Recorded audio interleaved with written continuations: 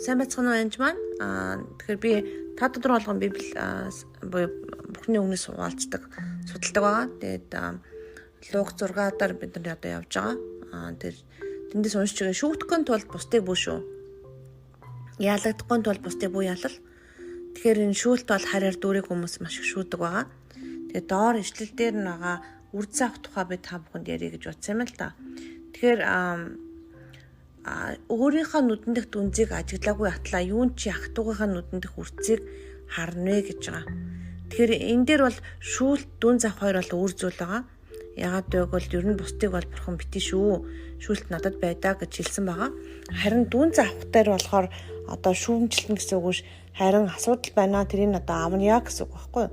Тэгэхээр энэ дээр сони ишлэл байдаг. Эсвэл чи нүдэндээ байгаа дүнзийг мдээгүй атлаа ах トゥ ах минь би нүдэнд нь байгаа үрцгийг аваатахыг гэж яаж хэлж чадна вэ?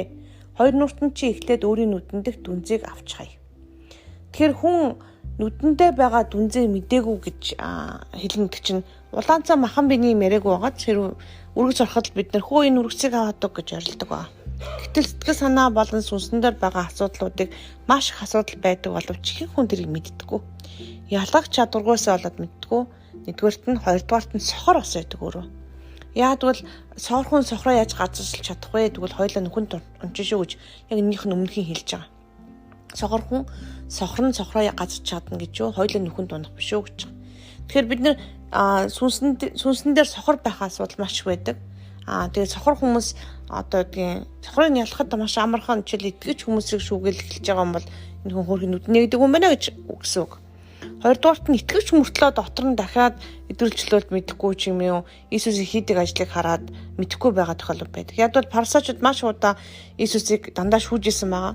Чи ямар их мэдлэр энийг үлдэнэ вэ гээл тэгэл амралтын өдөр ягаад юу хүндгээсэн бэ гээл. Тэг тоолтонд нь яг үлээ Иесусыг харж чадахгүй байгаа байхгүй тэр хүмүүс.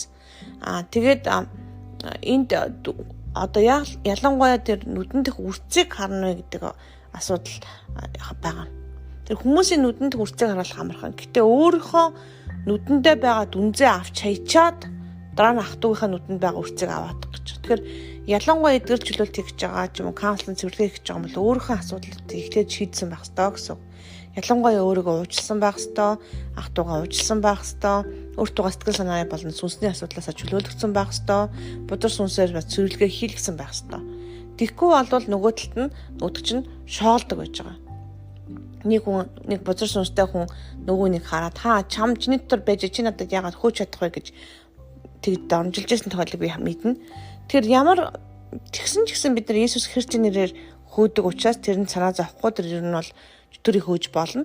Гэхдээ өөрөө бас боломжоор цэвэрлэгээ сайн хийх ёстой гэсэн. Тэгэхээр үрцээ авна одоо биний та бүхэн зааж байгаа энэ эдгэр чөлөөл цэвэрлэгээ энэ төр чинь бол үрдэс авахыг л ярьж байгаа. Тэгээд өргөсийг бол нэг муу тал нь юу юм бэ гэхээр өргөс авахаас нааш гардаггүй. Өөрөө алга болдоггүй.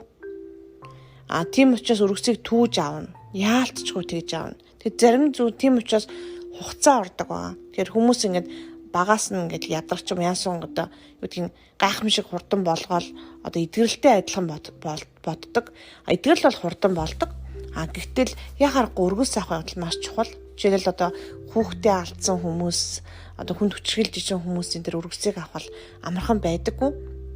Яг эзэнтэй хамт энэ бүхнийг хийдэг байгаа, хайраар хийдэг байгаа шүү. Тэгээд энэ бол их чухал. Тэгээд энэ хүнийг тэр одоо өргөс нь авагдсан ч юм уу эдгэрсэн хүнийг юугаар нь ялгаж явуулд юм бэ гэдэг тэр үр жимсээр нь ялгардаг байгаа. Бэлэг авьяасаар нь ялахад бол хэцүү. Яагаад гэвэл бурхан өгсөн бэлгээ авдаггүй.